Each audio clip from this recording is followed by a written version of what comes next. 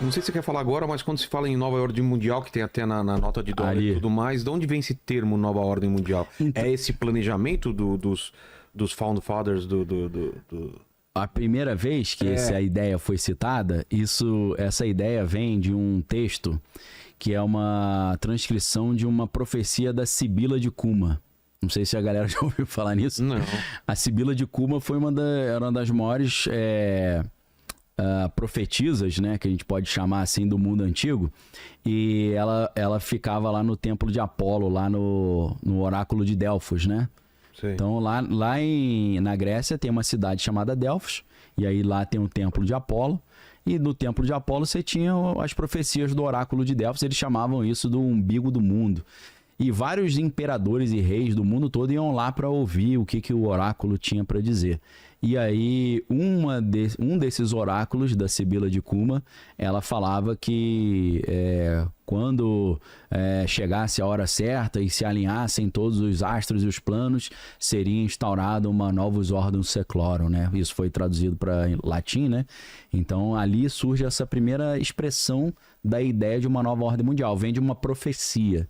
E essa nova ordem mundial é uma república, um sistema global desse rei filósofo aí que muitas sociedades secretas tentam fazer vir à tona, achando que isso aí vai ser um bem para a humanidade, vai acabar com todas as tiranias e tal. E tem a ver com aquela ideia, né, que eles simbolizam o Capricórnio, que é o bode, e a resistência, resistir à tirania, derrubar os tiranos, entendeu? Então tem a ver um pouco com isso. Acho que isso é o oráculo de Delfos, né, o templo de Apolo.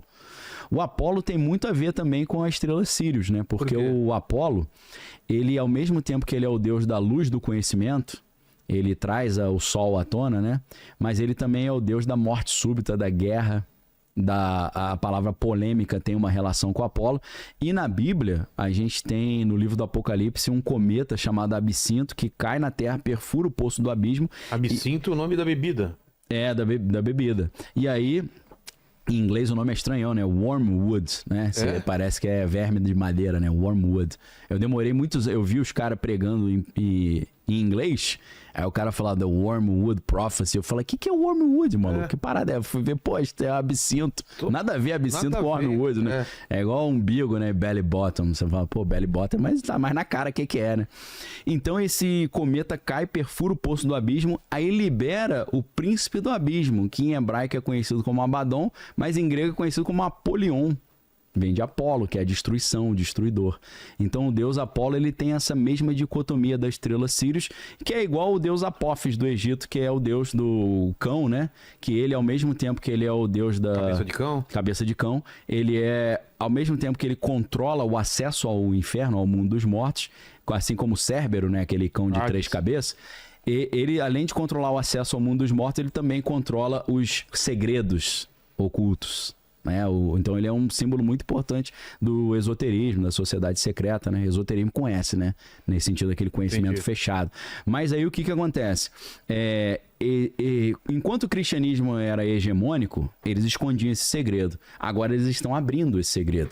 Isso acontece, por exemplo, tem uma história que um autor chamado William Schnoebelen, que ele foi maçom também, ele conta que ele estava nos Estados Unidos e tal, e ele estava iniciando lá no ocultismo, e tinha uma livraria lá de livros ocultistas. Antigamente era muito comum isso, né? Você ter uma livraria esotérica, né? Que era só de livro esotérico. Hoje tá... Até as livrarias estão acabando, né? Verdade. O cara compra tudo online, né? Só uma sessão, às vezes, né? Isso é meio triste, né?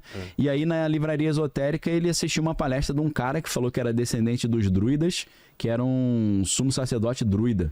Que a família dele saiu da Inglaterra na época da colonização, foi morar nos Estados Unidos, e eles eram druidas escondidos eles praticavam o druidismo na fazenda deles no topo da montanha, lá quietinho. Publicamente eles se passavam como cristãos, né? Pra não morrer, né? Aí o que aconteceu? Perguntaram pra ele, poxa, mas você tá revelando esses segredos ocultos aí? Pode revelar? Ele falou, então, nós começamos a receber orientações dos nossos espíritos guias, que agora chegou a hora de tornar o esotérico com S, esotérico com X. Está na hora de abrir para preparar a consciência das pessoas para a chegada por retorno do Horus aí para essa ordem mundial nova.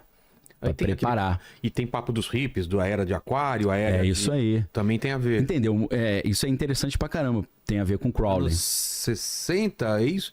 Anos 60. Sobre isso? Sim, anos 60. Flower Power e... Então, se você olha, um dos lemas mais importantes do movimento hippie é o quê? Sexo, drogas e rock and roll. Isso. É Crowley Faça 100%. Faça o que tu quiseres. Faça o que tu queres, essa é a lei. O próprio Raul Seixas, né, falava isso. Falava da sociedade alternativa, né? Então, Viva. vamos falar sobre isso. Legal, isso é legal pra caramba. Como que começa a surgir esse papo de liberdade sexual, drogas e tal?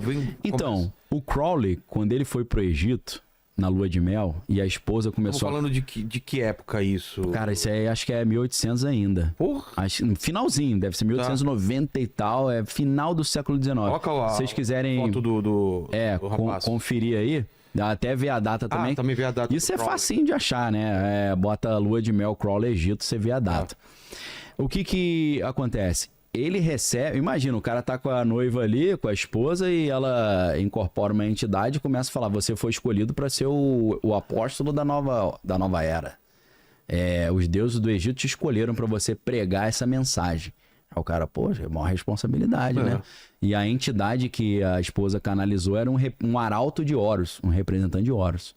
E aí ela fala para ele: senta aí e anota tudo que eu vou te falar. Ele anota o livro da lei dele, que tem o Telemann, que faça o que você quiser, essa é a lei. Esse é o cara? É um dos visuais do Crowley, né? Ele tem várias fases, várias imagens. Eu vi uma mais velha dele. Você vê que essa ele tá com um negócio ali meio egípcio, né? Parece egípcio. um faraó. Então o Crowley, que vem de uma família evangélica, né? Vem, só que era uma família evangélica muito radical, né? Muito, não pode fazer nada. Né? Só que é uma família evangélica e ficou rica vendendo bebida, pô. O quê? Eles tinham uma... Porra, aí? Ele destilava bebida, pô. É um negócio... Total. Se eu fosse... A mãe falava, se fosse hoje, não pode jogar esses videogames aí de GTA, não. Ele fala, pô, mas você vende bebida, pô. Você quer o quê?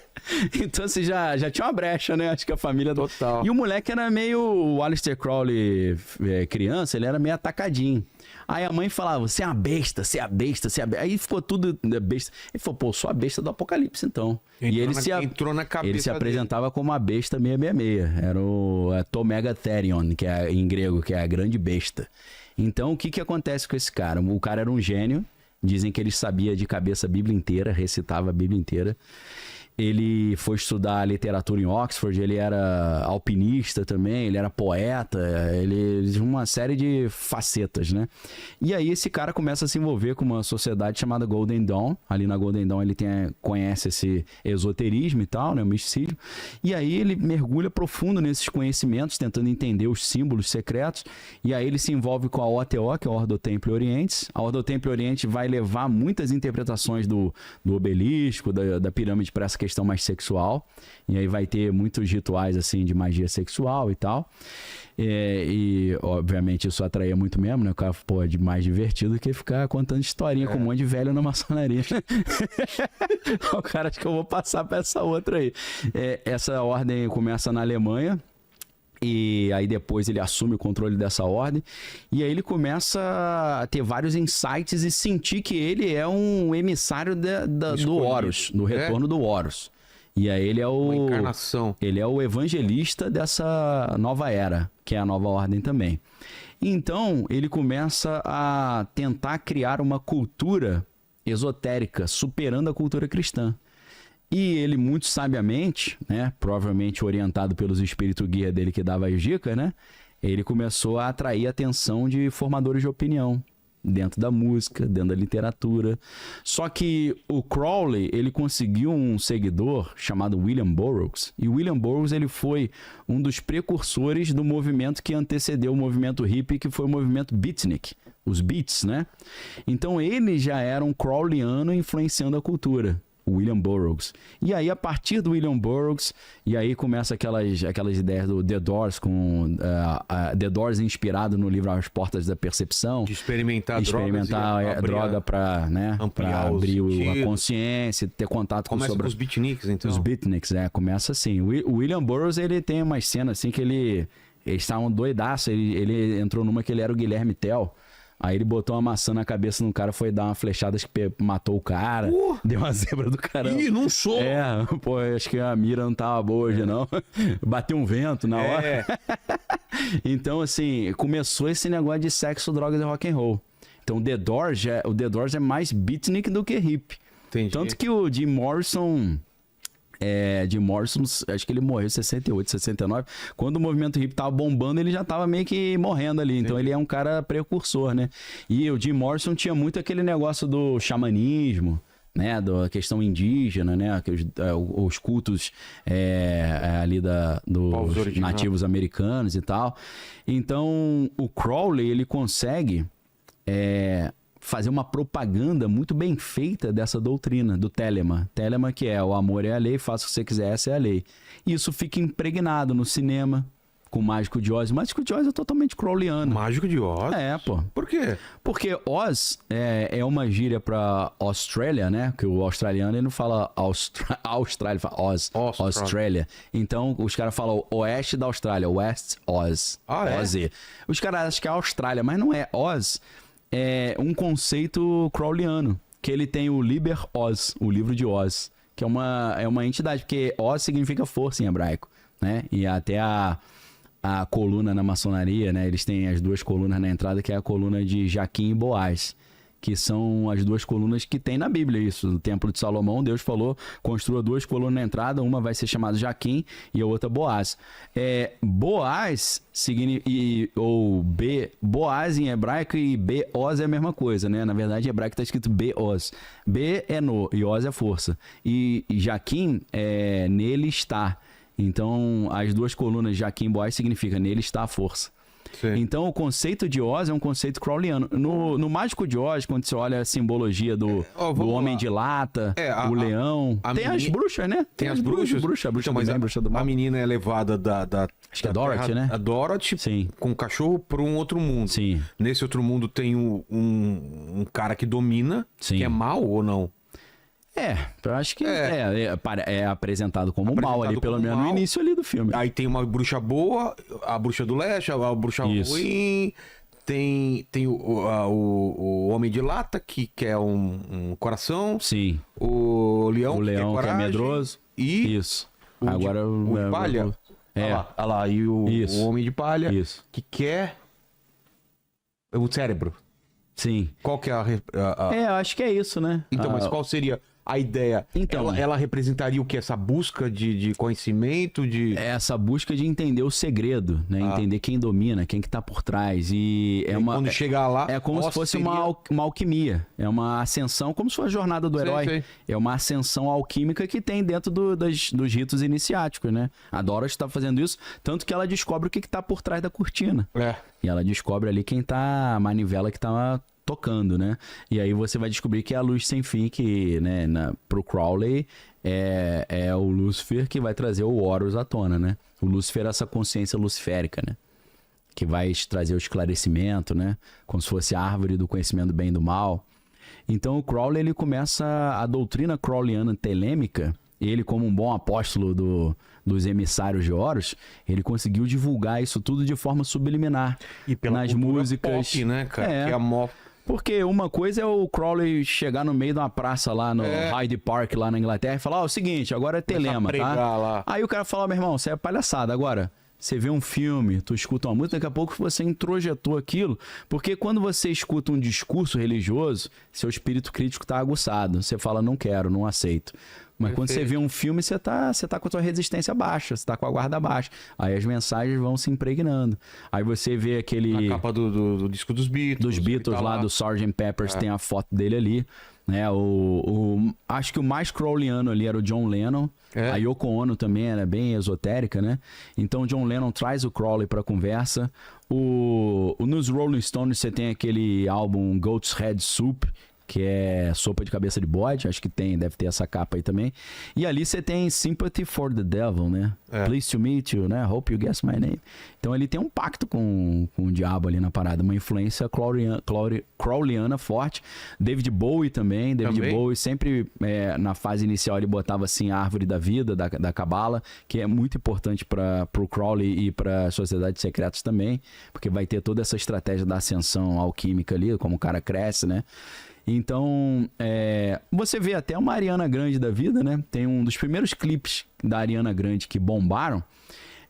Tem um cara assim, um sacerdote com uma roupa meio judaica, com aquele peitoril judaico. Sim. E ela tá dentro de uma nave espacial e não conseguem ligar a nave. Aí ela pega uma árvore da vida, assim, da Cabala, encaixa na nave, a nave liga e... É tipo assim, ó, com isso aqui tu decola, hein?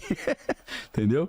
É a chave. É a chave pra ligar o motor do sucesso. Então, o Crowley, ele... Ah, lá. Ali, ó, tá? é o careca lá na ponta esquerda ali, ó. O segundo da esquerda pra direita lá em cima. O barbudo e depois tem... o barbudo eu não lembro quem é, não. Tá. Não sei se é o Bakunin, que é o anarquista, né? Mas você tem ali, ó, o Aleister Crowley é esse careca ali. Entendeu? Você tem o Edgar Allan Poe, que tem uma história... O Edgar Allan Poe tá no meio certinho ali, o bigodinho. Tá vendo? O bigodinho, o cabelinho meio puladinho, é o Edgar Allan Poe. Lá em cima, é verdade. Do outro lado você tem um Bob Dylan, que tem uma história sinistraça. Por quê? Não sei. Pô, o Bob Dylan deu uma entrevista, acho que em 2013. Ele não gosta de dar entrevista, mas ele teve que dar porque ele escreveu um livro e a editora obrigou ele a dar entrevista para divulgar o livro. Ele deu uma entrevista pro 60 Minutes, eu não lembro o nome do entrevistador, e o cara fala assim... Pô, você tá rico pra caramba, por que você ainda faz show? Aí ele fala, é meu compromisso, né? Isso aí você acha no YouTube fácil. Aí ele fala, compromisso com quem? Ele com um cara lá, né? Com um chefe. Ele, que chefe? O cara que manda no mundo. Aí ele fala, em qual mundo? Ele fala, nesse mundo e no mundo que a gente não consegue ver. Aí ele fala, mas quem é esse cara? Ele fala, pô, o diabo, pô. Ele manda na lata, assim. Manda, o diabo. Mas não tá em tom de brincadeira. Não, o cara não brinca, né? Se você conhece ele, você sabe que ele não é um cara de brincadeira, não é fora da personalidade dele. Aí você vê... Nessa época vem muito papo, né? De pacto com o demônio. Pacto. A história dele lembra um pouco aquela história lá A Encruzilhada, né? Que é do Robert... Esqueci o sobrenome, mas Robert Johnson, né, que é o Ralph Macchio, parece até o Steve Vai ali, que é o meu garoto do diabo, né, que vai o duelo de guitarra ali com o Ralph Macchio. Então, a história do Bob Dylan é meio assim, porque é um cara do interior dos Estados Unidos, o nome dele é Robert Zimmerman, né, ele tirou o Zimmerman, deixou o Dylan, talvez para tem muito antissemitismo nos Estados Unidos, né, para não dar na cara que é judeu ali, né, para ficar mais tranquilo, ainda mais indo para Nova York, cidade grande, né? Então, um jovem na cidade grande tem que tomar cuidado com tudo, né? E aí, dizem que ele era um cara assim que não tinha talento, sei o quê. Aí ele foi para Nova York, voltou monstro da composição, gênio. E aí os caras, nessa mesma entrevista, o cara fala, por que você não compõe mais, assim, aqueles grandes sucessos? Ele falou, não consigo mais. Ele falou, não consegue por quê? Ele falou que não era eu, não. Não era eu, não. Era outra coisa que... Uma ajuda. Ele tinha ajuda. Aí até certo ponto. Porque cumpriu o combinado ali, né? Então acho que o combinado era, vou te ajudar até aqui, daqui pra frente. Tu continua fazendo show pra divulgar a nossa mensagem. O espírito guia lá. Mas também não precisa fazer mais música nova, não, que não precisa. Você já tá podre de rico aí. Então aí ele, eu não posso parar, por quê? Por causa dos meus compromissos.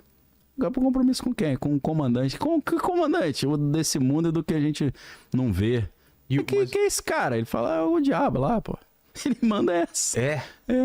Mas o Crowley tava metido em muitas coisas, né? Até do Abraham Lincoln, foi ele que fez o rito. Fez o rito. Aí ele fez vários ritos que deu zebra, né? Que deram zebra, né? O que, por exemplo? O rito no Lago Ness, pô. O que ele tentou fazer? Ele não comprou aquela mansão lá do Lago Ness, fez um rito de abertura de portal brabérrimo. Aí abriu o portal, liberou as entidades. Não mandou de volta. Aí o bicho ficou solto ali. Dizem que o monstro no Lago Ness é a entidade que ele invocou, que fica ali atormentando a galera na região. Aí o Jimmy Page, do Led Zeppelin, que é 100% crowleyano também, explícito. Comprou. Você tem até os símbolos da telema nos álbuns do Led Zeppelin. Comprou a mansão. ali no Lago Ness, mas falou que teve que vender, que tinha uma vibe muito estranha ali. Depois que ele comprou essa mansão, várias tragédias aconteceram na vida dele e do Robert Plant. Robert Plant perdeu o filho com uma doença inexplicável. Até hoje ninguém sabe o que o filho dele teve. Então, assim, é uma história estranhíssima, né? E ele dizia que... como é que... Tem umas entrevistas que fala, pô, como é que você fez pra compor Stairway to Heaven? Stairway to Heaven tem tudo a ver com as escadas de Jacó dentro do esoterismo, né? Qual que é? No esoterismo, na árvore da vida, tem 2 colunas, né? Tem o pilar da mãe, do pai e tal. Uma das colunas eles chamam de... O que é? Então, cada símbolo desse é símbolo de um dos membros da banda. Do Led Zeppelin? Você tem o Jimmy Page, você tem o John Paul Jones, o Robert Plant e o John Bonham. John Bonham morreu, né? Acho que é... Alcoolismo? Alcoolismo, de álcool. E o que significa cada símbolo? Eu não sei interpretar esses símbolos, não. Essa eu vou ficar devendo. Tá. Mas eu já estudei isso, mas não me lembro. Mas é como se fosse um sigilo. Um sigilo... Você manja, você sabe que é sigilo, né? Pra quem não sabe o que é sigilo é o seguinte... Sigilo não é... É segredo também, mas não... Não nesse sentido. Não nesse sentido. Chama-se sigilação, né? Ou forma pensamento. É uma magia que você faz um desenho e esse desenho ele cria uma consciência e essa consciência adquire como se fosse uma vida própria e cumpre a missão para a qual foi dado, né? Isso no ocultismo principalmente na magia do caos. A magia do caos é uma magia mais moderna, mais simples de fazer, né? O Alan Moore, vários autores aí de quadrinhos. Que são telêmicos também, né? Total. Tudo Telemann.